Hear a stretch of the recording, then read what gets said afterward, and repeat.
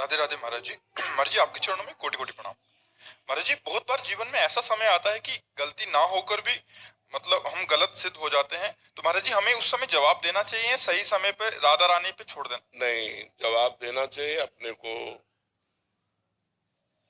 सामने जो जैसी स्थिति है वो पर्दा रहित करना चाहिए। जैसे कोई हम पर आरोप लग रहा है तो हम उसको पूर्ण रूप से साफ साफ बता देते हैं। इसके बाद नहीं मानता तो राधा रानी पे छोड़ देते हैं। पहले अपना कर्तव्य होता है, जैसे हमें कोई आरोपित कर रहा है किसी बात को, तो हम उसके समक्ष अपनी सत्यता प्रकाशित करें। इसके बाद वो नहीं मान रहा है तो फिर श्री जी पर छोड़ देते हैं। इसके बाद भी हमको दंड मिल रहा है तो अपना प्रारब्ध मानकर भोग लेते हैं कि पूर्व का कोई प्रारब्ध है जो जबरदस्ती हमको आया है और इस रूप में दंड दे रहा है। जहां हमारा कोई अपराध नहीं, लेकिन मेरे अंदर जलन पैदा हो रही है, ऐसी चेष्टा हो रही है, इसका मतलब मेरा कोई प्रारब्ध भोग है, पूर्व जन्म का कर्म है जो यहाँ आकर मुझे अपना परिणाम दे रहा है। 3 डिग्रियां इसकी रखनी चाहिए। पहली, सामने हम सत्य को प्रकाशित करें। दूसरी, प्रभु के ऊपर छोड़ दें। फिर भी नहीं संभला तो तीसरी, मेरा ही कर्म मुझे दंड देने के लिए इस रूप में आया है, इसलिए उसे सहन कर लेते हैं। हम सामने वाले से वैर विरोध नहीं करते हैं। ऐसा भाव रखना चाहिए। शिवम जी दिल्ली से। राधे राधे प्रभु। राधे राधे महाराज जी। महाराज जी आपके चरणों में कोटि कोटि प्रणाम। महाराज जी आपने हमें 2 वर्ष पूर्व अपना दोस्त बनाया था एकांतिक में, तब से हमें अच्छा, ठाकुर जी को दोस्त मानो, हम तो कभी भी चल बसे, क्या फायदा है ऐसे दोस्त का जो टिकाऊ ना हो। दोस्त बनाए तो बांके बिहारी को बनाए, राधा वल्लभ जी को बनाए।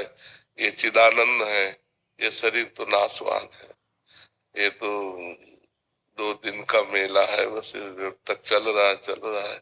नहीं तो नहीं तुम कहोगे हमारे दोस्त चले गए। तो दोस्त बनाए ठाकुर जी को। ठाकुर जी में सखा भाव, दास्य भाव, गोपी भाव, वात्सल्य भाव, सहचरी भाव, ये सब ठाकुर जी प्रियालाल में करे। ठीक है। हमारा प्रश्न है कि हमने आपके श्रीमुख से कई बार सुना है कि जिसका अंतिम जन्म होता है उसे इसी जन्म में सारे सुख दुख सहने होते हैं। महाराज जी आपने जिस प्रकार बताया कि श्री रामकृष्ण परमहंस जी, भाई जी और बहुत सारे महापुरुषों को कई पीड़ाओं को सामना करना पड़ा, क्या हमारे जीवन में भी अंतिम जन्म अगर हो तो इतना सारा भीषण बीमारियां हो सकता है कि तुम्हारा इतना प्रारब्ध प्रबल ना हो, ऐसा भी तो हो सकता है। अच्छा जीवन कट सकता है, पर प्रायः बड़े बड़े महापुरुषों को बड़े बड़े भयानक कष्टों से जूझना पड़ता है। हो सकता है तुम महात्मा रहे हो पूर्व जन्म के और इस जन्म में आए हो, सबको ऐसा नहीं भोगना पड़ता। जिनके द्वारा जगत का कल्याण होता है उनको भोगना पड़ता है। जो लाखों लोगों का कल्याण करने की सामर्थ्य रखते हैं उनको बहुतों के प्रारब्धों को भोग कर अपने शरीर में फिर। नहीं तो देखो कैसे ऐसे ऐसे पापी लोग हैं कि खूब पाप करते हैं, जुकाम नहीं होता, नहीं, और खूब मौज मस्ती से रह रहे, और जिनके द्वारा लाखों लोगों का कल्याण हो रहा, कदम चलना मुश्किल है। तो ये भगवान की लीला है। तुम चिंता मत करो, तुम्हें ऐसे प्रारब्ध नहीं भोगने पड़ेंगे।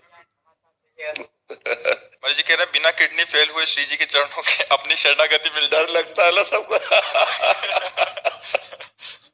महाराज जी आप तो पूर्ण तरह स्वस्थ हैं क्योंकि आप स्व में स्थित हैं। हाँ, पर आवाज तो शरीर से निकलेगी ना। श्वा की आवाज को आप सुन नहीं सकती, पांच भौतिक शरीर से ही सुन सकती है।